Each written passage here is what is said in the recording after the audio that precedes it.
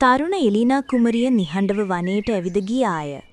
ඇගේ ජීවිතයේ සදහටම වෙනස් වීමට ආසන්න බව ඇය නොදැන සිටියාය.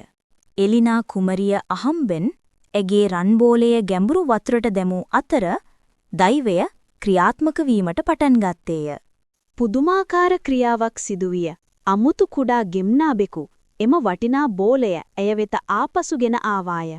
ස්තුතිවන්ත වූ එලිනා කුමරිය ඉක්මනින්ම නැවත මාලිගාවට ගියාය. ඇය එම අමුතු කුඩා ගෙම්බා නැවත නොදකිනු ඇතැයි බලාපොරොත්තු විය.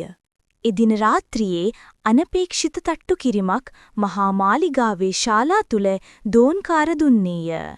ඒ පුදුමාකාර කුඩා ගෙම්බාය ඇයට උදව් කළ කුඩා ගෙම්බාට කරුණාව දැක්වීමට එලිනා කුමරිය එකඟ විය.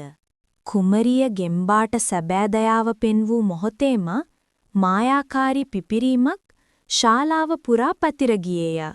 ශාපයේ අවසානයේ පහව ගිය අතර දිගු කලක් නිදහස බලාපොරොත්තුවෙන් සිටි සැබෑ කුමාරයා පෙනී සිටියේය.